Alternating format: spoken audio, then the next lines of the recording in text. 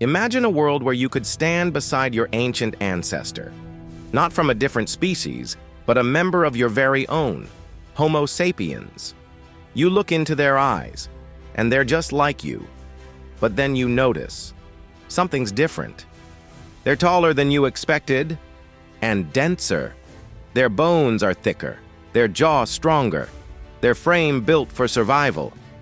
You're not looking at a primitive version of yourself. You're staring at a relic of human potential, one that has slowly faded. Roughly 300,000 years ago, anatomically modern humans emerged in Africa.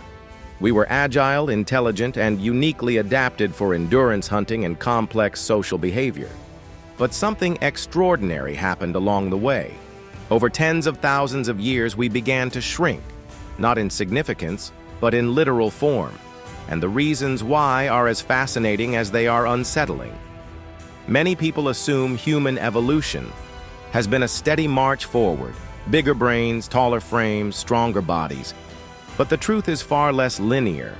Fossil records tell a different story, revealing an unpredictable roller coaster ride of physical change, much of it happening in just the last 10,000 years, a blink in evolutionary time. Let's start with height. During the Upper Paleolithic, around 40,000 years ago, some human populations stood nearly as tall as we do today. But then something changed. When early humans transitioned from hunting and gathering to farming, they gave up a rich, varied diet, for one heavily reliant on grains. Archaeological remains show that this shift led to widespread malnutrition. Heights dropped by nearly 10%, and skeletons from that era show signs of stunted growth, weakened bones, and increased disease. Our ancestors hunted megafauna, giant, beasts like mammoths and giant bison, with nothing but spears, traps, and teamwork. They needed every ounce of strength and stamina. But farming required less brute strength. People settled down, physical activity declined, and so did the need for dense, powerful bones. A landmark 2014 study published in the Proceedings of the National Academy of Sciences revealed that modern humans have significantly less bone mass than our early ancestors. In fact, our skeletal strength today is comparable to domesticated animals, lighter, more fragile, more vulnerable. And that change didn't stop 10,000 years ago. It intensified with the Industrial Revolution. As cities rose and machines took over labor, daily movement plummeted. Our jobs changed, our posture changed, and our bones, they got even weaker. Alarmingly, these changes appear to be irreversible. Studies show that even active individuals today, runners, hikers, athletes, don't match the bone density of hunter-gatherers from 30,000 years ago, but the skeleton wasn't the only structure to shrink. Our brains, once hailed as the crowning achievement of evolution, have also lost mass. It's hard to believe, but compared to humans from the last ice age, our brains are about 12% smaller. A study in Frontiers in Ecology and Evolution confirmed that this shrinkage has taken place primarily over the past 15,000 to 20,000 years. Why? That's still debated. One theory, known as the self-domestication hypothesis, suggests that as we formed complex societies, survival no longer favored aggression and brute intelligence, but social harmony and cooperation. Domesticated animals like dogs and cattle also have smaller brains than their wild counterparts. Could we be following the same path? Another idea is energy efficiency. The brain is an energy hog, just 2% of our body weight, but consuming over 20% of our resting calories. As the world warmed post-Ice Age, smaller brains may have helped regulate body heat and conserve energy.